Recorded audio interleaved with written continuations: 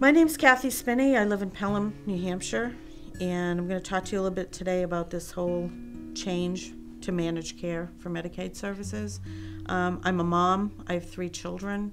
My oldest is my daughter Kelly. She's soon to be 30.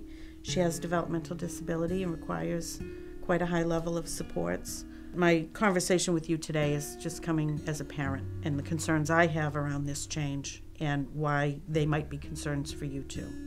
The law that was passed that's going to change New Hampshire and the way it administers Medicaid services to a managed care model. Our concerns are really around the part of the contract that's being referred to as Step 2 that is related to supports and long-term service for people with disabilities and brain injuries. The first problem is in a contract that's over 1,000 pages long, the part of it that talks about those long-term services is 1.5 pages. It has no details. It doesn't talk about any of the current Medicaid waivers that most people with disabilities are supported under. If they will be continued, will they be changed? Will they be completely abolished? We don't know.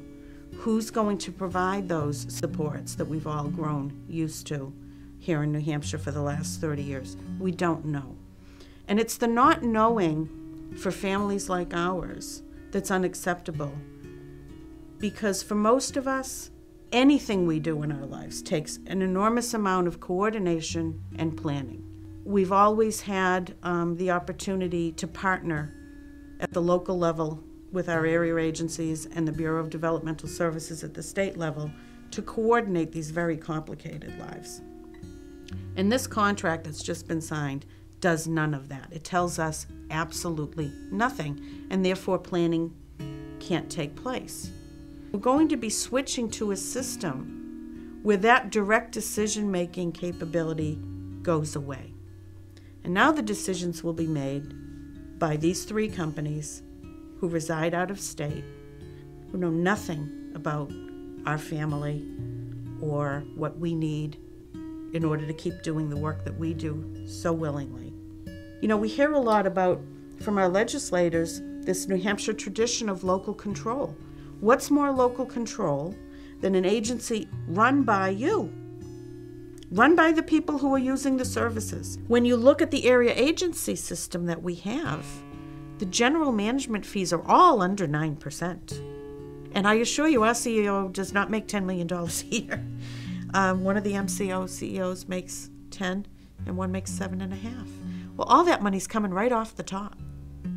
And their general management fees can be anywhere from 12 to 17%. So you add 4 or 5% profit on that. There's a quarter of our state general fund dollars going in their pocket before anyone sees a nickel of it in support services. And it's going to become a top-down system, which is so the antithesis of everything that I've ever been told New Hampshire stands for. We're giving all of this decision-making capability away.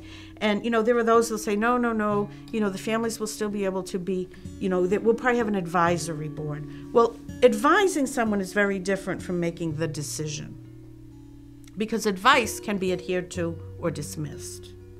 The commissioner of DHHS in New Hampshire has repeatedly said on the record to reporters, to families, that it is not his intention to dismantle the area agency system that we have. But here's a question he couldn't answer for me when I asked him. I said, all right, in roughly 18 months, when support services responsibility moves from the area agency system to the MCOs under this 1,000+ page contract with no details in it, by definition, those 10 area agencies are losing their contracts with DHHS. And when I asked Nick, so what's your plan for keeping them alive when you're taking all their funding away, there was silence. You need to pay attention. And if you get information about hearings or meetings or opportunities to speak to your legislators or to come and talk to these MCOs and tell them what you expect your child's life is going to look like, and you will have it, not what they deem you may have. You will have what you need and what your family member needs. Then you'd be wise to get educated, and pay attention and participate. Because if only a few of us know this and a few of us are concerned about this, there may not be enough of us to prevent it. For more information on how Medicaid managed care could affect you and your family, please contact the legislative liaison at your local area agency, or contact Community Crossroads at www.communitycrossroadsnh.org, or call 603-893-1299 for help connecting with your area agency.